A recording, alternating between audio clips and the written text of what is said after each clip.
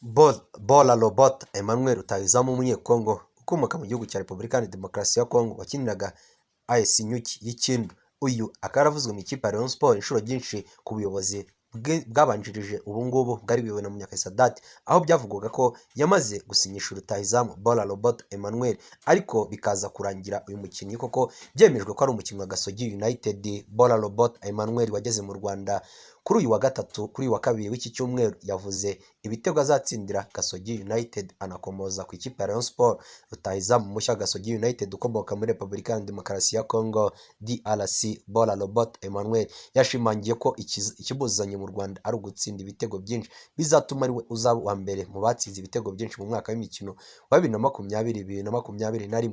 Ikipe ya Gasogi United iri mu makipe akomeje gutegura umwaka w'imikino 2020-2021, cyane ko bamaze gutangira umwiherero n'imyitozo. Iyi kipe kandi ni nako yaguze abakinnyi batandukanye bazayifasha mu rugamba rukomeye rwo guhatanira igikombe cya shampiyona, nk'uko umuyobozi wayo KNC uyobora iyi kipe aherutse kubitangariza H. Innocent mu minsi ishize. Umwe muri ba rutahizamu bashya b'iyi kipe ni Bola Robert Emmanuel, wavuze ko ikimuzanye ari ugufasha ikipe yo kugera ku ntego biyemeje kandi akayitsindira ibitego byinshi bizatuma uyu musore anaba umwe mu ba mbere bazatsinda ibitego byinshi mu mwaka w'imikino ya 2020-2021. Aganira na H. Innocent, Bola Robert Emmanuel yagize ati abakinnyi ashimira muri ikipe nshya, avuga ko bafite ikipe nziza izatanga akazi. Ati nishimiye cyane ko Beya yitwaye, nabonye umunyezamu mwiza wahoze muri Rayon Sports wagiyemo asimbuye nari kumwe nawe ubwo nakoragayo igeragezwa. Nifitiye icyizere cyo kuzafasha iyi kipe yanjye, intego yanjye irasobanutse, ni ugutsinda ibitego byinshi uyu mwaka wa 2020-2021. Ngomba gufasha ikipe yanjye mu bishoboka byose. Yakomeje agira ati njye nzatsinda ibitego biri hejuru ya 20 kuko ngomba kuzaba uwa mbere mu batsinze ibitego byinshi uyu mwaka wanjye wa mbere. Mu gihe rutahizamu avuga ubuyobozi bwa Gasogi United, Kankozariza Charles nawe akavuga ko ibibazo by'ubusatirizi bagikemuye, aho avuga ko ubusatirizi bafite nta kipe batazatsinda igitego kuko bafite ubwo bushobozi. Ubusatirizi bwa Gasogi United burimo Bola Robert Emmanuel, Nkuzimana Sadi, Iradukunda Jean Bertrand na Idi Muselem ukomoka mu gihugu cy'u Burundi, Kwitonda Ndikumana Trezor na Helen Berian Sklara umunya-Liberia ushobora gukina afasha abatahizamu. Bola Robert Emmanuel aje muri Gasogi United kuba top scorer. Niyonkuru Raju wamenyekanye cyane akinira ikipe ya Kiyovu Sport yo kumumena i Nyamirambo, akaba ari na kipe yamenyekaniyemo. Ariko Raju uyu wakuze akina mu makipe y'abakiri batoya. Raju akina mu bigo by'amashuri, aho yakuriye muri Interscolaire, aho akinaga ikipe y'Igitarama yo mu Byimana Ecole Technique do Mukingi. Uyu mukino akaba ariho yazamukiye, aho iyi kipe yatwaranye nayo ibikombe bibiri bya Interscolaire 2005, 2006, 2007. Uyu mukinnyi kandi yaje kuva muri iyi kipe yo muri Etemu aza kwerekeza mu ikipe aho yakinaga muri Junior Atraco na bagenzi be barimo Crespo, barimo Ilevis, barimo n'abandi batandukanye, barimo na Sarusi wafatiraga mu izamu, ariko na Kope baje kuhava berekeza mu ikipe ya Musanze mu cyiciro cya kabiri. Aza kwerekeza muri Musanze, ntiyahatinze yaje kuhava Raju yerekeza mu ikipe ya Electrogaz yatozwaga n'umutoza Abdou Mbarushimana yamutojemo imyaka igera kuri 2, aho uyu mukinnyi yaravuye mu cyiciro cya kabiri muri Musanze, yari izamutse icyo gihe mu cyiciro cya mbere.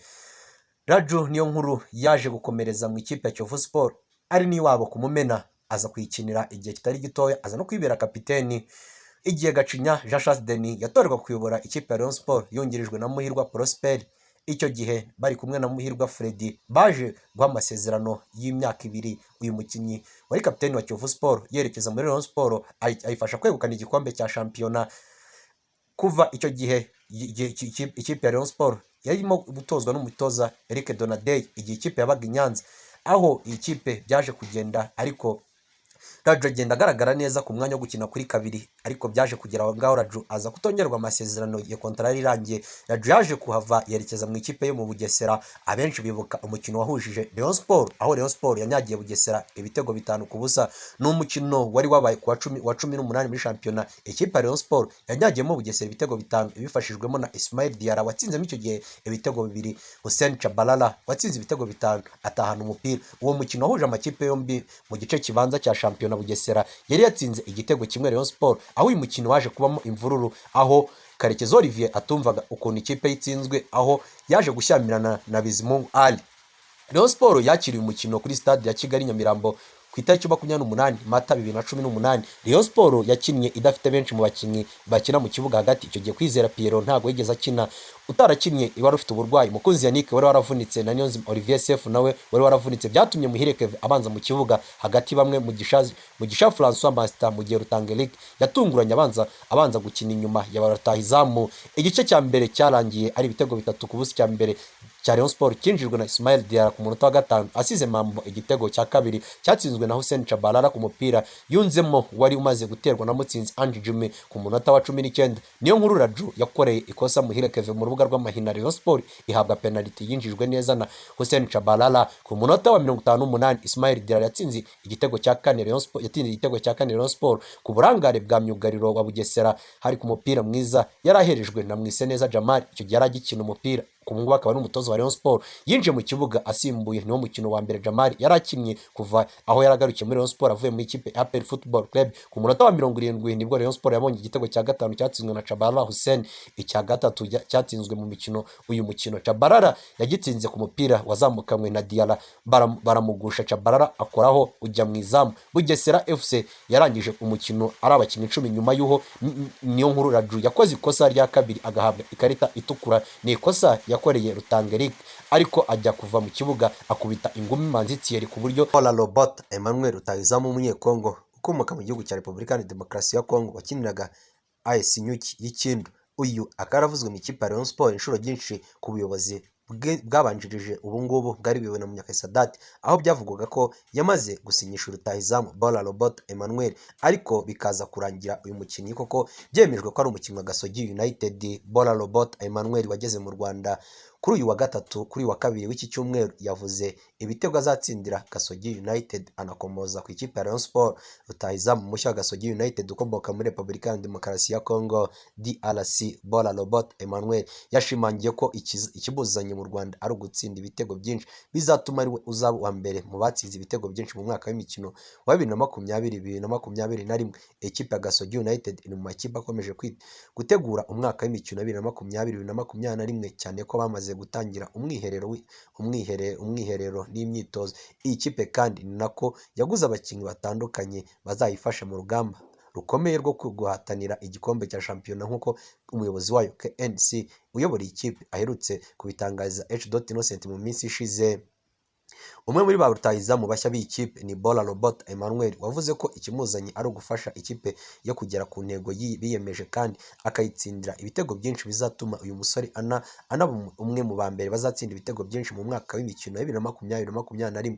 Aganira na H. Innocent, Paul Robert Emmanuel yagize ati n'abakinnyi ashimira muri iyi kipe nshya, avuga ko bafite ikipe nziza izatanga akazi. Ati nishimiye cyane ko Beya yitwaye, nabonye umunyezamu mwiza wahoze muri Rayon Sport wagiyemo asimbuye, nari kumwe nawe ubwo nakoragayo igeragezwa, nifitiye icyizere cyo kuzafasha iyi kipe yanjye. Intego yanjye irasobanutse, ni ugutsinda ibitego byinshi uyu mwaka wa 2020-2021. Ngomba gufasha ikipe yanjye mu bishoboka byose.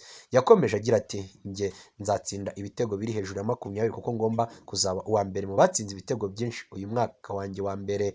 Mu gihe rutahizamu avuga ubuyobozi wa Gasogi United, Kankozariza Charles nawe akavuga ko ibibazo by'ubusatirizi bagikemuye, aho avuga ko ubusatirizi bafite nta kipe batazatsinda igitego kuko bafite ubwo bushobozi.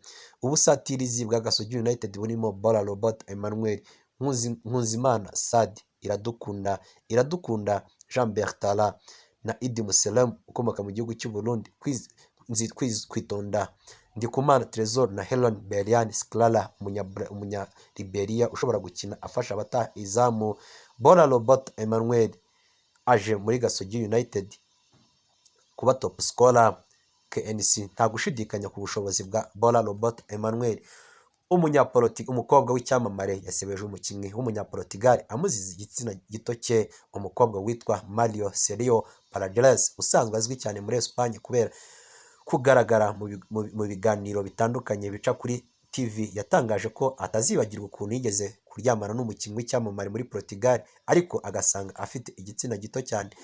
Mario Sergio Parajeles usanzwe ari umukobwa w'icyamamare mu gukina filime muri Espagne witwa Andreas Parajeles yatangaje ko hari umukinnyi w'umunyaportugal uzwi baryamanye ariko ku gitsina cye cyari gito cyane ku buryo yashatse kwanga ko batera akabariro. Ubwo yari mu kiganiro cyitwa La Cara Flat kabiri, yabajijwe ikintu atazibagirwa mu buzima bwe ubwo yakinaga filime z'urukozasoni ndetse na byinshi biri mu gitabo yanditse cyitwa Memories of Horror, avuga ko atazibagirwa uyu mukinnyi yagize ubwoba bwari bugiye gucya. Umukinnyi w'umunyaportugal yamubwiye ko ari cyo gihe ngo tujye gutera akabariro, ubwo yakuragamo agakabutura k'imbere. Nabonye igitsina gito cyane kurusha ibindi byose nabonye, iyo nshaka kugikinisha igitsina cye nari gukenera microscope cyangwa GPS. Abajijwe iki n'ikinyamakuru Diez Minutos, uwo mukinnyi Mari yagize ati ntabwo namuvuga izina ndetse nta n'iryo nzavuga kugira ngo ntazamwicira ubuzima. Twaryamanye inshuro nyinshi, ateye neza ndetse afite amatuza, ariko ubwo yakuragamo umwenda w'imbere numvise namubwira nti bye. Uyu mukobwa kandi yakomeje kugenda agaragaza benshi abahungu bagiye baryamana.